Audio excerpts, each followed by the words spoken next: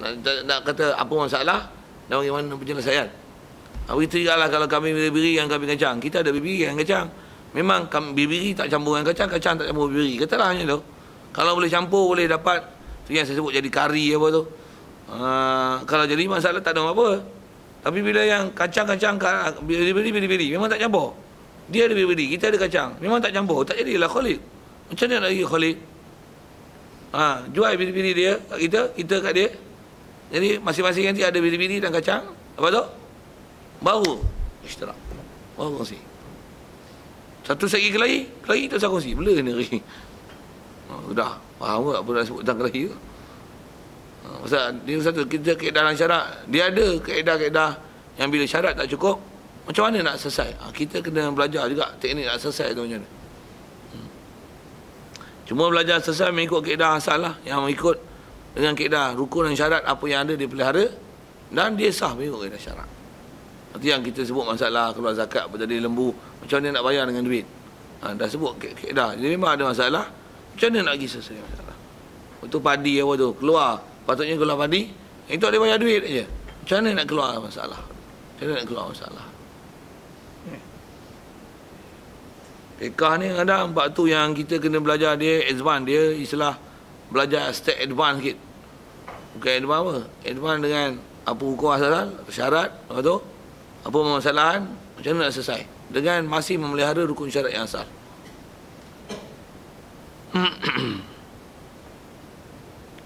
Dan seterusnya kata dia wal masyrabu ay alladhi tashrabu minhu al masyiyatu. Yang minumlah daripada tempat ni oleh masyiyah. Juga kata dia wahidan. Kana al masyrib. Masyrib dia wahid. Kainin seperti mata air, nahrin wa ghairihima. Siap. Wa qaluhu dan begitu juga kata dia wal halib wahid. Ni kalau ada yang jenis ambil susu lah. Orang yang perah susu wahid. Wahidan. Wahwa kata dia qauluhu ni ahadul wajhaini fi hadhil masalah. Jadi kalau faham dia syarat, mesti ada orang perah susu. Tak ada orang perah susu, maka tak salah khiltah. Tak. Satu ada dua wajah itu. Ada wajah yang mensyaratkan halib. Jadi ada yang tak mensyaratkan adanya halib. Halib istilahnya tukang perah susu kambing. Susu binatang. Walasahu adamul ittihadi fil halib. Tak syarat mesti ittihad fil halib. Jadi kalau kata jenis ada perah susu, tak syarat mesti tukang perah tu satu. Bahkan tukang perah boleh beberapa orang dalam bilang. Wa kadzal kata dia mihlab bi kasril mim, mihlab. Wa huwa al-ina'u alladhi yuhlabu fihi. Mihlab ialah bekas untuk disimpankan, tempat store kan, storage kan, susu yang telah diperah. Mihlab. Bikasri mim, alat untuk perah. Wa huwal ina alladhi yuhlabu fihi, yang diperah susukan padanya. Tapi baca mihlab. Kalau mahlab bahasa makan, mihlab ni misalnya wadam mif'al, diisi alat. Tapi disebut tu pakailah. Macam mana pun patutnya syarah isi alat tu. Bikasri mim wa huwa ina alladhi yuhlabu fihi, diperah susukan fihi pada alladhi, pada ina. Dia kot alat tu, alat perah. Faham wazan tu, mihlab wazan isi alat, bukan isi makan. Isi alat nak perah satu. Jadi ada matan yang meletakkan syarat ni ataupun tidak. Jadi kalau ikut yang sah tak syarat masalah perah. Wa mawdi'ul halbi kata dia bifatil lami, patah lam, mawdi'ul halabi wahidan. Kata dia wahaka Nawawi iskana lam halbi mawdi'ul halbi wa huwa ismun laban wal mahlub. Dia boleh jadi nama bagi susu dan binatang yang diperah. Wa mawdi'ul halbi kata dia yutlaqu ala masdar, dan diitlakkan juga halbi itu ala masdar, tempat perahan. Di mana perahan boleh dengan mana tempat susu, boleh dengan mana tempat susu yang dipungut, bekas yang dipungutkan susu. Wa yutlaqu ala masdar wa qala ba'dhum huwa al murad huna. Al masdar itulah dikenaki di sini. Jadi maudhi'ul halab, maudhi'ul halbi, tempat perahan. Masih dah berapa-berapa anak buahnya, wahid. Baru jadi Khalid. Jadi disebut semua tu adalah atas jari alal ghalib. Macam mana pun syarat atas syarat, dia ialah syarat. Dengan bahasa lain, untuk Khalid mestilah berlaku pencaburan. Yang sah pencaburan antaranya memang boleh berlaku khiltah, imkan yang khiltah ada, dan mesti tempat satu, apa-apa semua satu tu, dengan makna tidak boleh yufarik, tak boleh yumayyiz baina syarikain, mana satu binatang dia, barulah sah khiltah. Baru sah khiltah. Jadi kalau ada khiltah tapi masih boleh beza hak, aku tak panggil khiltah. Contoh macam mana yang ada dia khiltah tapi masih terbeza aku. Tengok contoh. Bela kat kawasan kampung. Kadang kita bela ni bela macam mana? Boleh lepas itu je. Cuma kita ni, yang kita punya kita tanda. Yang demo punya, demo tanda demo punya. Dan bila tanda, kita ada jantan betina. Kerana jantan kita pergi khabar ada. Kerana ada jantan dia khabar kita. Macam mana pun, keedah anak ni, siapa yang betina mana yang beranak, dia tak milik siapa yang tuan punya hak betina. Betul kan? Walaupun tengok anak ni rupa bapak dia, kambing kawan sana punya. Boleh faham? Khiltah tu. Khiltah lah pasal pahlu wahid. Dia ada ikhtilat pahlu. Tapi, aku. Jadi bila kosot memang tak kosot khiltah. Walaupun dah khiltah benih campur macam-macam lah. Spesies pun dah jadi kari, apa-apa seumpama tu lah kan. Biring, bibing, bicang, macam biring yang kacang lah. Saja saya ke nama tu nak menunjukkan ada khiltah. Sekalipun macam tu, tapi anak ni masing-masing tanda mengikut mana ibu yang beranak, dia tandalah kambing dia. Kalau ada dibubuh kat tengkok tali biru semua dia tanda kambing dia. Tak panggil khiltah, bahkan dia ialah munfarid. Boleh kot? Nak faham khiltah tu. Satu, walaupun ada khiltah pada realiti, tapi tak jadi khiltah, asal masing-masing boleh tamyizkan milik masing-masing. Walaupun katalah fi masyara wahid, ataupun makan wahid, fahlu wahid, atau seumpamanya. Kalau orang kelahi pula, kata ni bapak ni aku punya, hang punya betina, patutnya anak hang kena bagi dua. Pasal bapak ni main pada aku. Hang punya betina, senang banyak alhamdulillah betina, bapak ambil kat aku, tu anak semua hang punya. Mana boleh? Kalau kelahi tu je lah, kaedah fiqah, dia kembali pada hukum asal. Anak, kalau keluar pada hak betina, maka dia ialah milik hak betina. Siapa yang milik kambing betina? Bapak. Oleh kerana dia tak beranak, bukan mempasir daripada dia, tak dikira iktibar pada dia, walaupun benih daripada dia. Satu, kalau kata khiltah yang macam ni, dia dipanggil khiltah, apa istilahnya? Khiltah jiwar. Dia ada istilah tu rasanya, saya ingat. Khiltah jiwar, satu lagi. Dia ada dua istilah tu. Khiltah jiran ni maksudnya, dia campur macam tu, dia panggil khiltah jiwar. Maksudnya bukan khiltah yang menyebabkan jadi itihad, jadi bersatu antara hak milik hak aku, tapi dia istilah khiltah pasal berjiran, duduk dekat. Memang ada campur bapak benih, bak makan minum, tapi masing-masing bertanda hak masing-masing. Itu khiltah jiwar.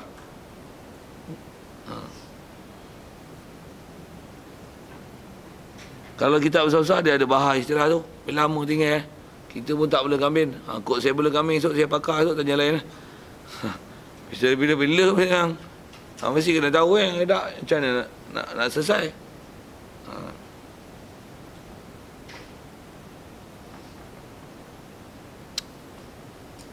Habis. Paslon. Soal kalau ada tu. Tu pun kalau boleh jawab. Kena kait itu. Sebab ni kadang-kadang tak apa nak pro buat ni. Buat tak peduli je pun. Ngaji pun kadang lena. Sampai-sampai tu peduli kan. Pasal awak tak peduli lah. Memang kita mengaji ni ada benda yang tak ada kena-mena. Kadang kita rasa, wah lah susah babak ni. Buat pening kepala aku je, kita pun. Main pula kerusus terpaksa pula. Masa tu tak release tension pun. Makan pula berat sikit. Saya faham. Saya pun pernah berada di situasi tu kan. Kalau kira haul khiltah, sedat tarikh ke bila? Berapa bulan? Ya. Ada soal? Baik. Kemudian faslun wa nisabu dhahab 20 misqalan. Baik, ni bab mas. Ni tanya saya. Saya memang kena tahu. Saya ada masuk sikit bab ni. Dan yang ni ikut ada isu yang kita nak tengok sikit bab muamalat ni pasal ada bising-bising sikit bab ni. Kata dia faslun wa nisabu dhahab 20 misqalan. Baik, nisab emas adalah 20 misqal. Cuma misqal ni kita Melayu tak pakai misqal. 20 misqal pun tahdidan biwazni makata. Dan misqal kata dia dirhamun wa salah satu asbaq dirham. Kalau dengan kira duit dirham, dia adalah salah satu dirhamun, satu dirham, wa salah satu asbaq. Asbaq per 7, salah sah 3/7 dirham. Apa? 1/3/7 dirham.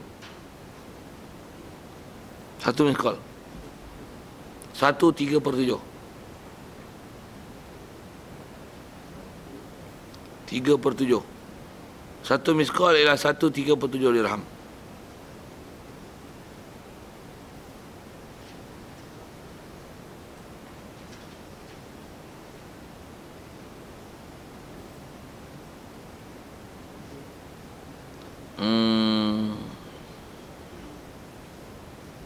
Dan bila disebut dirham yang tu, dirham berat mana? Tumah. Itu dinar. Bila dapat ni mesti tengok dinar dan dirham. Dinar, satu dinar berapa? Satu dinar ialah 4.25 gram. Gram. Bila satu dinar ialah 4.25 gram. 20 misqal. 20 misqal adalah 20 misqal adalah 20 dinar. Pasal bahasa lain misqal adalah dinar. Jadi satu misqal adalah satu dinar. 20 misqal adalah 20 dinar. Jadi kalau satu dinar 4.25 gram, 20 misqal berapa gram? 85 gram. Jadi 20 misqal adalah 85 gram. Bahasa lain 20 misqal adalah 20 dinar. 20 dinar. Boleh? Tangkap. Yang tu nak pakai tu pasal kita pakai lah ni dengan kiraan gram tu. Dan memang dah jadi piawaian antarabangsa tu. Bila dinar dia 4.25 gram. Dan memang kiraan gram kalau emas ni angka dia tepat. Alat ni pun, penimbang ni pun dengan duduk dalam peti yang transparent. Penimbang ni letak tak? Tak ada langsung dipengaruhi oleh angin. Baca. Letak 10 kali pun, itulah bacaan dia. Angkat, baca lain. Angkat, baca lain. Buang je mesin tu. Boleh lain. Timbang pun mahal kot. 1 berapa ribu lah. Kalau timbang biasa, kali kilo yang pun 300-400 tu. Yang tu saya tak tahu. Pergi tanya dia lah berapa ribu. Saya tak ada kaitan dengan bak timbang. Pasal alat-alat, dia semua ada. Semua canggih-canggih. Cuma saya dah sebut ni. Tengok zaman lah ni, penimbang dia semua digital macam tu lah. Semua pakai elektronik lah. Ya, dulu dia mau timbang kan? Dulu. Timbang air. Yalah, nak timbang gram-gram tu boleh tengok. Mereka ada kepakaran tu, menimbang tu. Bayanglah emas dengan gram. Pula tu alat apa dia orang nak buat bagi timbang sama. Dengar saya sebut dan kehairanan lah sikit bab tu. Macam tu. Wow. Kita yang ada alat ni pun bengong je. Saya tak pandai nak buat alat nak timbang. Boleh sebut dengan ilmu itu ya, tapi nak timbang nak buat, kalau katalah nak buat dinar 1 dinar 4.5 gram. Jenuh timbang timbang kilo pun berapa kali timbang nak bagi sekilo. Timbang mutan pun timbang silap, tak tepat. Tambah nak timbang mai. Faham saya apa? Sikit orang tu. Jadi maksudnya apa? Dia sangat cermat. Dan zaman tu pun dah ada alat yang Nak sebut apa? Sophisticated apa buat lebih kurang tu. Mengikut zaman itulah untuk menilai. Satu kalau kita sebut ilmu falak bukan 2-3 hari. Zaman tu pun dah ada alat-alat falak yang istilahnya canggih pada zaman tu. Dan saya peluang belajar, tu pun saya ada sebut masalah falak tu. Masa kita belajar bab sembahyang, memang alat zaman dulu. Yang kalau kita belajar lah ni, yang modelnya sextant. Hak tu. Yang bentuk dia suku bulatan. Lah ni atas nama, dia tak bentuk lah suku bulatan, tapi dia sebenarnya menggunakan prinsip yang sama. Untuk ukur bintang, buruj, matahari, kenaikan, untuk nak tengok air pasang surut. Semua menggunakan sextant. Yang kalau ulama dulu pakai rubuk mujayyab. Memang pakai rubuk. Bulan 1 ni ada Syekh Indonesia seorang. Syekh apa nama tu? Saya cadang nak pergi lah. Dia main Malaysia, belah Kedah. Dekat Jitra tak silapnya. Dia akan berkampung situ selama sebulan untuk baca 4 buah kitab. Kalau saya pergi tu, saya tangguh Azad. Kata Fakuh dah. Itu pun kalau jadi datang maklumat, mungkin akan diberi info kemudian. Nak follow saya boleh. Saya tak ambil apa-apa faedah tu. Tak adalah kena yuran apa. Sebenarnya kena tanya demo lah pendapatan macam mana. Tapi saya nak tengok tu pasal memang dalam iklan dia pun dia kata salah seorang guru yang pakar. Dia bagian Sumatera dia ni. Daripada Sumatera. Nak datang untuk membaca 4 buah kitab. Kitab dia baca tu salah satunya kitab rubuk tu lah. Al-Amal bi Rubuk Mujayyab, nama Takribul Maqsad. Ada sulam mantik satu. Ada 4 buah kitab tu. Saya ingat saya. Kena tengok lain lah info tu. Tapi nak kata ada orang yang masih pakar yang menggunakan alat-alat tradisional tu. Apa saya sebut ialah masalah timbang. Macam mana nak timbang 85 gram, 45 gram. Pula tu. Masa tu mata wang dia menggunakan duit. Macam kita buat duit lah ni lah. Macam mana zaman tu mereka boleh menempa duit dengan sukatan yang tepat. Dengan gram-gram yang sekali. Kena buat bahasa itu. Tukang zaman dulu memang halus. Sangat halus. Itu yang boleh dia orang kata pisau cukur tak ada. Kelakar. Dia pula. Saya ingat dulu Tok Tunggu sebut pisau cukur. Memang bukan pakai pisau cukur nasihat tu. Pisau pergi jihad tu. Hak tu cukur itulah pisau cermin. Ini cermin. Pisau perang. Pedang pergi perang tu. Hak tu pisau cukur dia. Cerita apa ni? Cerita tajam tu. Satu tengkuk orang pedang yang ada adang. Teng. Lepas tu kepala sekali entak lah. Habis. Lani yang tunjuk dalam WhatsApp tu pun bodoh. Pisau rembo bodoh. Orang tak ada. Macam batang pokok. Kalau macam pokok manggis pun kalau besar-besar betih ni sekali je. Bukan batang pisau. Batang manggis. Sekali je. Kita pakai gaji. Gaji batah. Nak kata apa? Dulu canggih kan. So, kalau nak syarah bab canggih ni, kita banyak ketinggalan dengan teknologi orang dulu. Baik dalam bab perubatan, astronomi. Senjata pun kita kalah. Tu kita sebut pedang. Contoh, panah. Orang dulu panah dia buat pakai apa? Bow dia. Tonton try buat pakai kayu. Berapa jauh boleh pergi? Pula tu anak panah hero dia buat pakai apa? Lani dengan alat canggih. Saya sebut tu pasal saya duduk manah ni kan. Kalau nak canggih-canggih, mahal harga. Pula tu kita dengan alat canggih, dengan sight, dengan pip, dengan arrow rest, string dia, bow. Pula tu kena bow press, apa-apa dengan pounding dia. Betul arrow pula, mahal-mahal tu. Tak ada 1,000 tu saya sembang. Tu pun 1,000 tu kira pakai arrow bodoh tu. Belum canggih tu. Saya duk pakai ni, angka depan 4 tu. 03. Arrow bow yang macam tu pakai. Nak tengok lagi lepas asal memang saya mana. Kat sini. Tengok saya panah ni. Berani panah 50 meter. Berani panah dia. Nak bertaruh boleh. Dengan syarat yang dibenarkan syarak. Muhalil tak muhalil tu cerita lain. Ngaji bab Sabqi wa Rami ada kan. Kalau saya duduk sini, pintu nak pergi tempat wuduk lelaki. Saya boleh panah dalam area macam ni Boleh kena lagi tengah. Try awak lagi.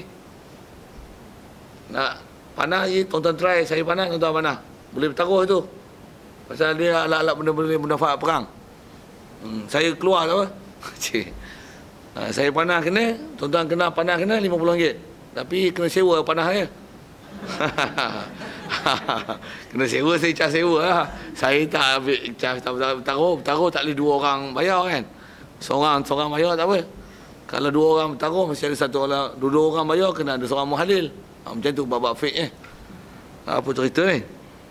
Saya nak cerita macam mana orang dulu panah dia dengan kemahiran, bukan kemahiran, barang tak macam lani punya canggih, tapi bow dia buat, string dia, tali dia, apa tu, arrow dia, tapi masih boleh panah dengan jarak jauh dan tepat. Macam mana dia buat? Kita tak ada teknologi, tak cukup.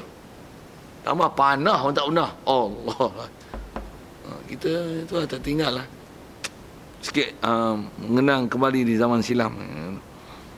Satu bab-bab perubatan zaman lah ni semua orang boleh challenge. Macam mana nak awet macam Mumia di Mesir apa tu. Tak reput tu. Macam mana kita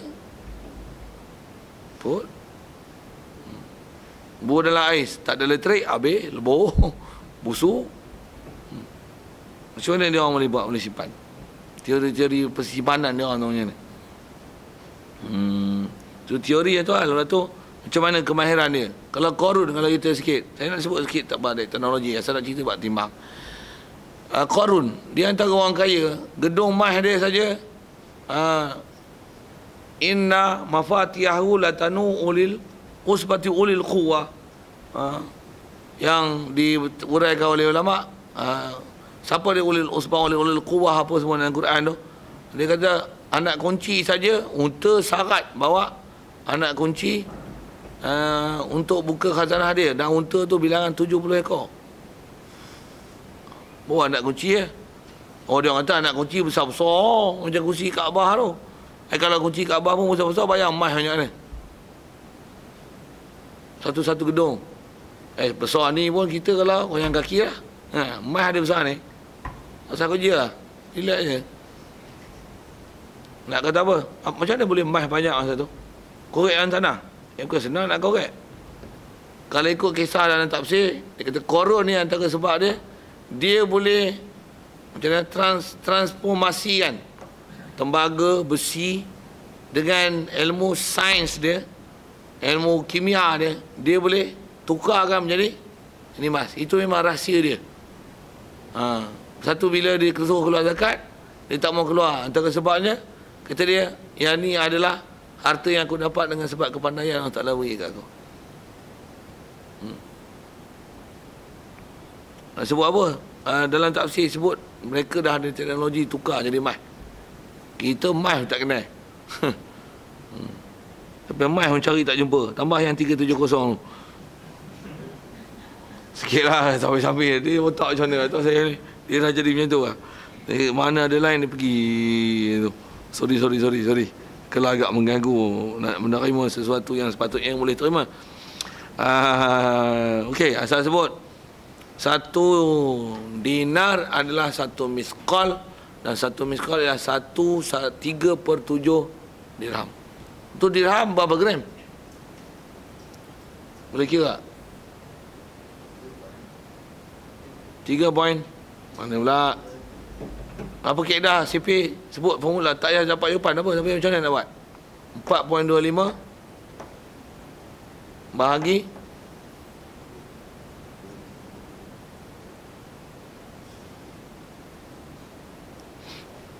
ke?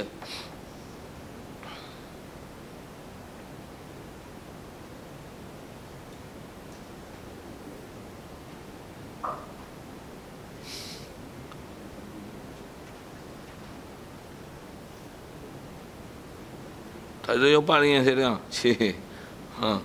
Saya nak kira. Maksudnya dari segi, pasal dia dah bagi 1 miskal. 1 miskal ialah 4.25 gram. Saya sebut dengan gram itu kan. 1 dirham ialah 1 dirham. 1 miskal ialah 1 dinar. 1 dinar 4.25 gram. 1 dinar adalah equal to 1/3/7 dirham. Soal saya, 1 dirham apa?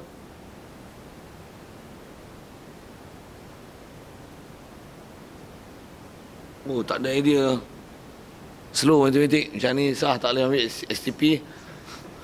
Okay. Saja saya usik-usik tu. Tengok teori dia macam mana? Dapatkan harga, jadi berat 4.125 sama dengan 1/3/7 dirham lah kan. Betul kan? Jadi kalau kita jadikan pecahan tak wajar, dia ialah 10/7. 10/7 dirham adalah 4.25 gram. Jadi kalau 1/7 berapa? Bagi 10. Betul?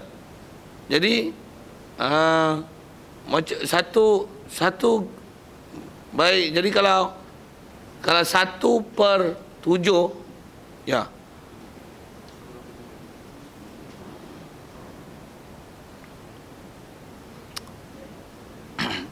Kalau 10/7,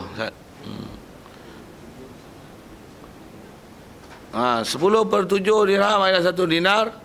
Jadi kalau bahagi dengan 10, dapat 1/10. Pasal nak sebut, kita dapatkan 10 bahagian 7, 10. Bagi 10, 7 daripada 10 tu adalah 1 dirham. Boleh faham apa?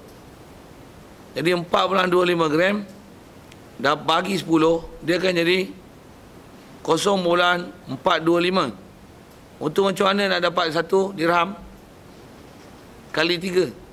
0.425 kali 7 dapat berapa? 2.975 gram.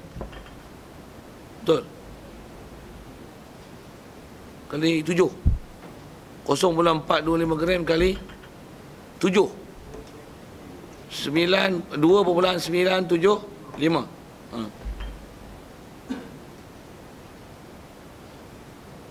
Faham saya kira apa tu? Satu cuba cari persamaan boleh tak? Saya sebut pasal saya dah terror. Saya duduk tempat tu. Satu saya kira ada maklumat yang dah duduk dalam kepala lah. Dan macam mana pun teori kiraan tu saya bagi untuk jalan kira. Dan memang kalau kita pandai kira dan jalan kira, dia ingat dalam fikiran itu je. Sebab kita ni kalau dengar fakta, kita tak jalan, tak proses, dia tak dapat ilmu, dia tak lekat. Tapi bila kita proses, dia susah payah. Kira-kira dapat macam mana? Situ nak lekat dalam kepala. Satu saya lekat benda tu, saya dah kira.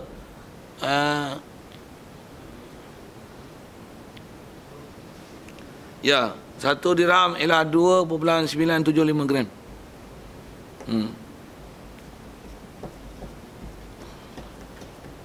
Okey. Apa nak sebut? Tu 1 dirham. Dan dia ada tempat yang nanti angka dirham dengan dinar tepat. Masa 5. 4 dirham. Tengok berapa gram? 4 dirham. 4 dinar. 4.25.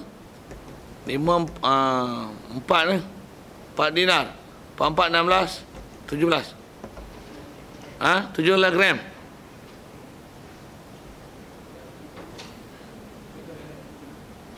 Betul? 17 gram. Kira dengan dirham, berapa dirham? Berapa gram? Okay. 17 gram bahagi dengan 2.975. Berapa dirham?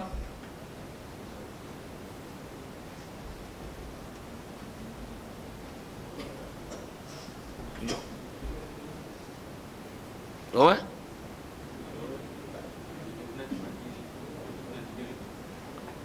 17 bahagi dengan 2.975.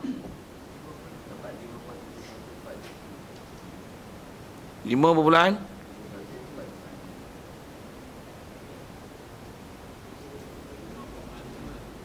1571. Ada angka saya tak simpan tu, Ustaz.